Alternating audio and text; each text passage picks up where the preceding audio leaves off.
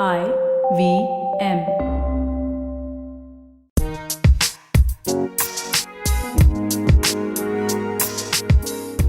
Hello and welcome to States of Anarchy. My name is Hamsani Hariharan. Every week on the podcast, we discuss important questions in global affairs and foreign policy, all in the hope of making a little more sense of the world around us. This week is a special Q&A episode where we answer listener questions from you. With the COVID 19 pandemic changing every aspect of our lives as we know it, the geopolitics of it is complicated and messy. The latest variant in India has wreaked havoc on its public health systems, and it's reached far into Indian villages, and we just don't know when things will get better. And our question for today is related to COVID 19. Surabhi asks, is it fair to call it the Indian variant or UK or African for that matter, when last time we were all rushing to not label COVID 19 as a Chinese virus? Thank you so much for your question, Surabhi. I agree that referring to the new strain as the Indian variant is unthinking, and to be honest, even I've done it. Also, have you noticed how many people in India refer to COVID 19 as a China virus but take offense to it being called an Indian strain? Many of you might think that it's not a big deal, but history has shown time and again that disease naming can be devastating to a place or to a group's reputation. The problem is the alternative scientific names are almost impossible for us to remember. In fact, even Salim Abdul Karim, who helped name the variant discovered in South Africa, said, and I quote, 501Y.V2 is such a mouthful to say. It's a terrible name. You wouldn't want to call your child 501YV2. End quote. We definitely won't. Maybe Elon Musk would, but that's debatable. Now, Kareem acknowledges that it's quite natural that the South African variant became popular. In fact, variant names have been used liberally in multiple notable publications also. However, there is no doubt that it's both stigmatizing and just plain inaccurate. Take the Spanish flu, for example, also recognized as the 1918 plague. Its official name, the Naples soldier, was known only in Spain, who refused to take the blame. Though the disease had already surfaced in the US and France for months before, the newspapers in those countries were censored. This meant that the first time people heard of the disease was when it hit Spain. An Aeon report articulates the mindset behind this well. Quote, the naming of diseases has always been as much about politics and the human need to identify a scapegoat as it has been about accurately labeling a new threat to life. End quote. Even a century later, 1918 and Spain still suffer the misfortune of having this permanent affiliation to its name. Think about other instances of geographical naming, like the Middle East respiratory syndrome. The Ebola virus is named after the river Ebola in the Democratic Republic of Congo. The Zika virus is named after the Zika forest in Uganda. The problem with attributing these names to an area, apart from the obvious political blame game, is that they become identifiers for that place. And obviously, quite negative ones if that's the only thing people know about the region. And this stigma isn't confined to just places. The H1N1 epidemic of 2009, more commonly known as the swine flu, was a terrible misnomer.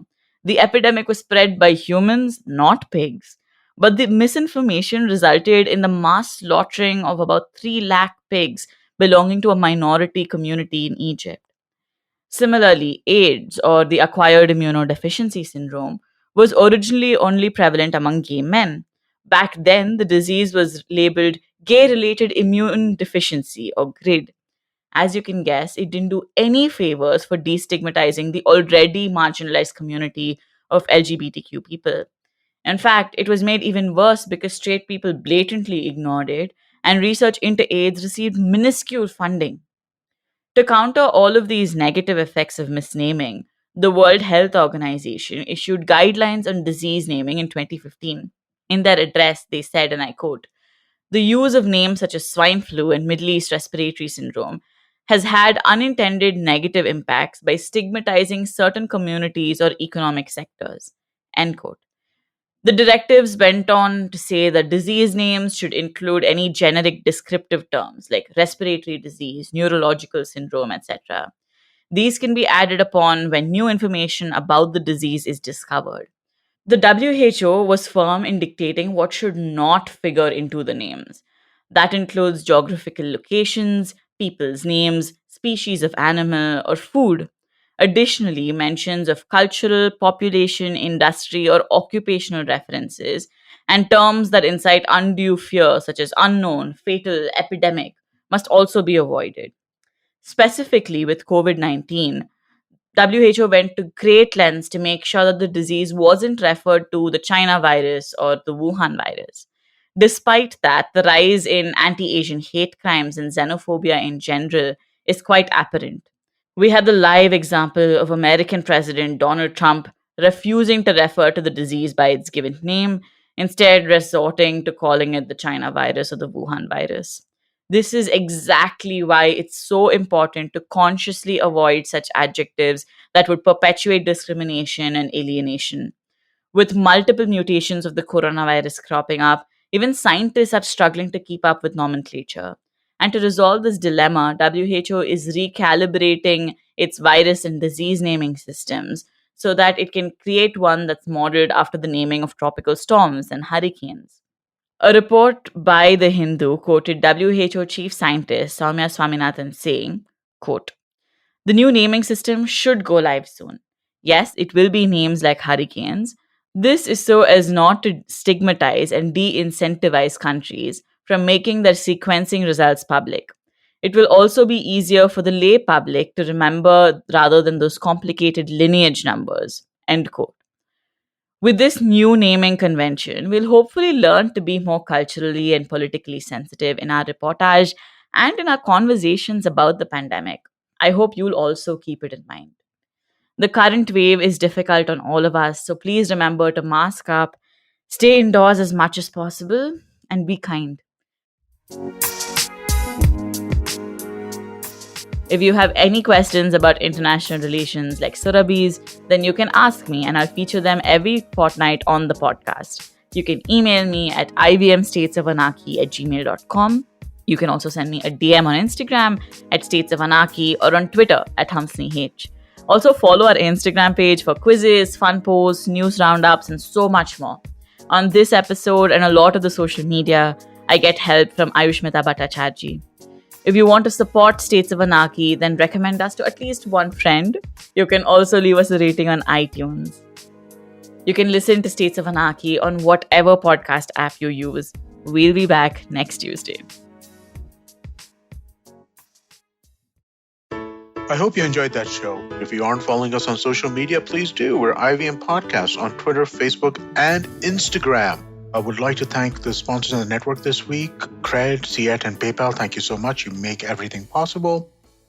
Before I recommend a couple of episodes, I just wanted to quickly talk a little bit about Ankush Champanerkar. Ankush was a team member who we lost due to COVID-related complications. He was a really fun guy, and I wish I knew him better than I got to know him in the short time he was with us. But I hope that you can remember him in your thoughts and prayers.